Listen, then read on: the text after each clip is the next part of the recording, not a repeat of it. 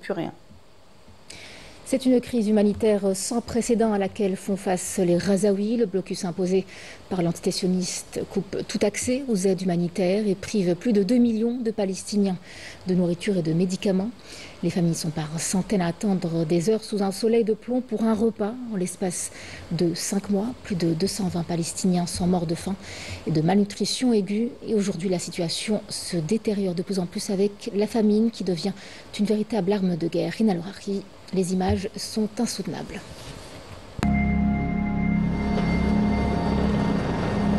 Depuis plus de 22 mois, la crise humanitaire ne cesse de s'aggraver dans la bande de Gaza, étouffée par le blocus imposé par l'entité sioniste. Les pénuries de nourriture et de fournitures médicales rendent désormais l'essentiel inaccessible pour plus de 2 millions de Palestiniens.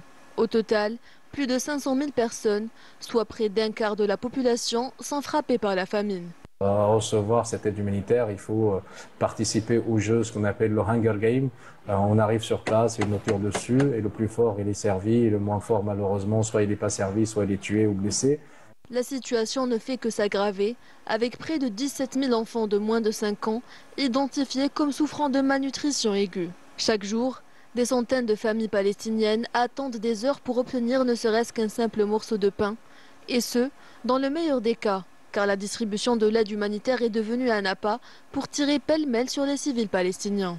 Parmi ces victimes potentielles, cette mère de famille qui chaque matin se tient sous un soleil de plomb dans l'espoir de ramener quelque chose à la maison. Je viens chaque jour à 7 h du matin et je repars à 13 h. Parfois, je réussis à obtenir un peu de provisions et parfois je rentre bredouille. Je dois nourrir mes enfants. Depuis le 2 mars 2025, les forces d'occupation sionistes ont fermé tous les points de passage, empêchant l'entrée de la majorité des aides alimentaires et médicales. 5 mois plus tard, le bilan est effroyable. 222 morts, dont 101 enfants, victimes directes de la famine et de la malnutrition aiguë. Selon l'UNRWA, le taux de malnutrition chez les enfants de moins de 5 ans a doublé entre les mois de mars et de juin. En juin, 6 500 enfants ont été admis pour traitement contre la malnutrition, soit le nombre le plus élevé depuis le début du conflit. La peau sur les os, Maryam n'a rien mangé depuis des mois. Tuée à petit feu, elle n'a plus de force et sa mère n'a plus que ses yeux pour pleurer la santé dépérissante de sa fille. Le manque de nourriture a causé la famine et c'est là que l'état de Maryam s'est dégradé. Elle me demande à manger, mais il n'y a rien. Et même s'il y en a, je n'ai pas les moyens de lui en procurer. Pourquoi? Car nous n'avons plus de revenus à cause de la guerre et que les points de passage sont fermés.